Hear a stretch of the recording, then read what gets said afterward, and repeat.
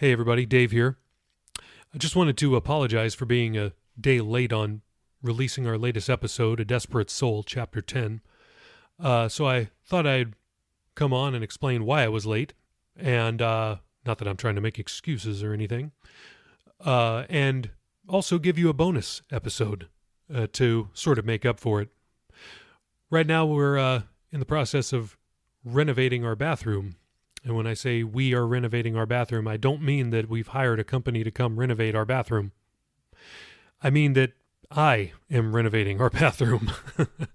So it's been quite time consuming. However, I think I'm saving somewhere in the neighborhood of, $40,000 if I remember the quote I got from a home improvement company. So I apologize if I'm a day late, but I figured I would come on and give you a bonus episode. And so this is Chapter 2 of the short story Grizzly. I had already released Chapter 1 as a live episode back on New Year's Day. And after I did that, I had several people come to me and say, so what happens next? Well, I'll give you Chapter 2. How about that? So here we go. And apologize for the late release. Won't happen again. Yeah, right. I'm not going to promise that. All right, here we go.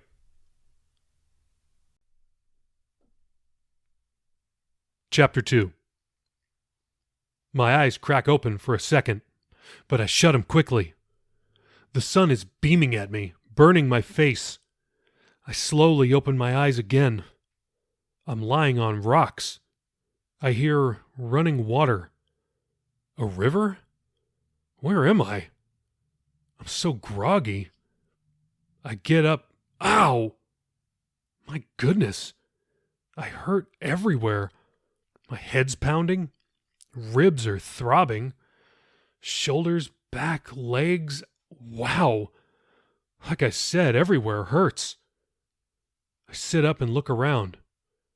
Think, Dan, where are you? I can't remember. Dan is my name, right? Yeah, I'm pretty sure it is. Maybe I'll start with the basics. My name is Dan. Last name, okay, I'm 41 years old. 41? Yeah. I think so. Okay, I'm married. My wife's name... It all comes back to me. Camping. The river. My family. The bear. The bear! I leap to my feet. My body protests, but I don't care. My gosh, I've been unconscious? There's blood on the rock where my head was laying. That must have been what knocked me out. I reach up and touch the back of my head and feel a nasty wound. The blood is dried already. My clothes are dry too.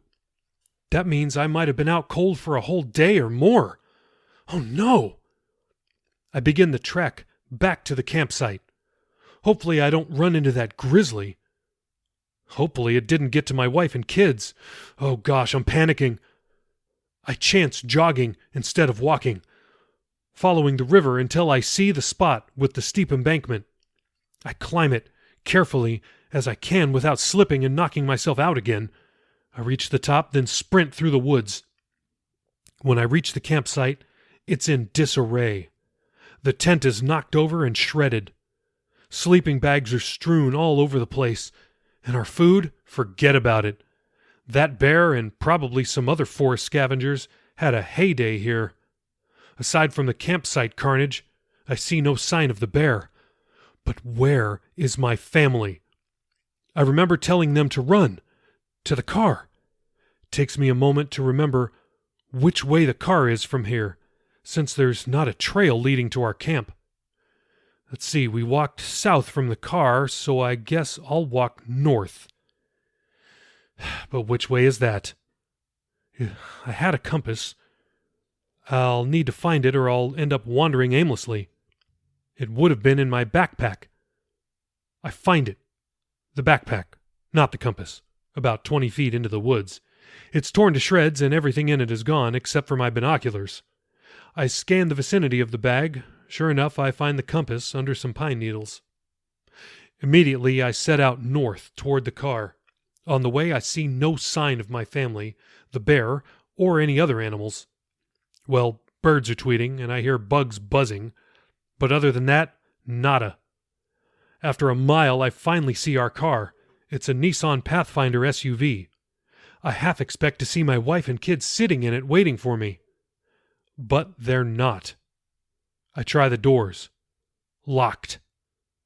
So is the back hatch. There are footprints around it, but they are likely from when we arrived. Where are the keys? I pat my pockets. No, I don't have them. Either they are back at the campsite or my wife grabbed them and never made it here. The thought sends shivers down my spine. I head back to the camp, keeping an especially close eye out for anything out of the ordinary. I see nothing. At the camp, I search desperately for the keys. Again, nothing. I decide to do a vicinity search, even if I find my worst fear, bodily remains. I quickly build a fire first so I can find my way back to camp just in case I get lost. I circle the camp once at about a 20-yard radius. Then I go 30, 40, 50, and so forth. It's not until I get so far out that I've lost count of the number of yards that I see it. A shredded piece of pink cloth on a branch. I rush to it, inspecting it. It's Sarah's, for sure. She was wearing a pink t-shirt. So they came this way. I checked the compass. This is west of the campsite. Oh no! They ran the wrong way! But maybe that means they're still alive, just lost. I continue west for several hundred yards when I see blood. A small pool of it, then a trail of it. My heart sinks. Whose is it, I wonder? Sarah's? Jordan's? Lacey's? None of the options are good, but at least it's a clue. I follow the trail. The sun is setting and I've got no flashlight. Hurry, Dan! I follow the blood until I come to a river. I'm not sure if this is the same river that I almost died in, but it doesn't matter. It isn't flowing as fast as where I was swept away. It's not as deep either, just up to my waist. I make it across, but I find no trail of blood on the other side. I stop to consider what I know for sure. Last night, at least I think it was last night. Wow, I didn't even know that for sure. Anyway, whatever night the Grizzly came, I ran south toward the river and it chased me. When I fell in the water, I saw it turn back into the woods. Grizzlies run faster than humans and navigate rivers with no problem. My family was supposed to run north toward the car, but ended up running west. The car is still parked, and there's no evidence they ever made it there. Sarah tore her shirt back near the campsite, and someone left a trail of blood that ended at the river. That's it. That's all I know. Everything else is speculation. I think I can safely assume the Grizzly went after my family. Those things can smell humans for miles. My mind begins to play out the possible scenarios. None of them are good, and each time I come to the same conclusion. Sarah was likely injured. The torn piece of t-shirt pretty much confirms that. She was running with Lacey, who has Down syndrome and can't run very fast or swim. At least one of them was bleeding. Jordan wouldn't have left them alone. He'd have tried to help Lacey and his mom through the water. If the river was waist deep for me, it would have been nose deep for Lacey. And Jordan wouldn't have allowed the bear to get his mom or sister. He'd have fought. Sarah would have done the same, try to protect her kids. So I think they tried to cross the river, but the bear got them before they could. They never made it. They didn't make it. They're gone. The thought overcomes me. My legs give out. I fall in a heap, reduced to open sobbing.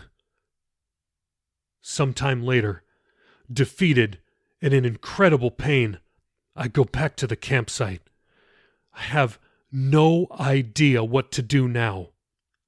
Should I go back to the car and drive until I find park rangers who can arrange a search party? If I had a car key, that might be the best thing to do, but I don't. My soul is crushed. I again break down in tears. My body has the sensation of falling into a canyon. though I'm sitting on a rock. I wallow in despair for what must be hours, losing all inkling of time. When I look up, darkness has encompassed me, both physical and emotional. I sob for another hour at least, until I realize I can't even see the moon. Then I think, so what? What am I going to do now? I've got no reason to live. Not without them. I could go back to my car, break in, hotwire it, and drive back to civilization. But what for? Would I go back to my old job? Back to our church? Back to my old life? My wife and kids were my life. Heck, knowing our society, I'd probably get blamed for killing my family and thrown in prison for life. I can hear the police, the judges, and the media now. A grizzly bear killed your family, huh? There are no grizzlies in California, Mr. Parker. We know the truth. You killed them. All the while, the real culprit is prancing around in the woods without any consequences. How in the world is a grizzly this far south anyway? Are there more of them? Do the park rangers know? What am I saying? This isn't a national park, it's just a forest. How long before that bear does the same thing to a hiker, a bicyclist, another family of campers? Inside me, partnering with my sense of loss and dread, is a growing sense of vengeance. I realize, if I go back home, I will have failed my family. It's up to me to rid these woods of this threat.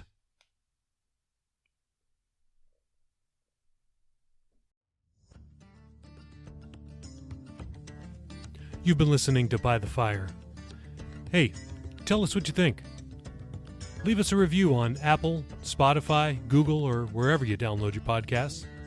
Or send me an email. info@davesmail.com. info@davesmale.com. Thank you so much for listening. This is a work of fiction. Names, characters, businesses, places, events, and incidents are either the products of the author's imagination or used in a fictitious manner. Any resemblance to actual persons, living or dead, or actual events is purely coincidental.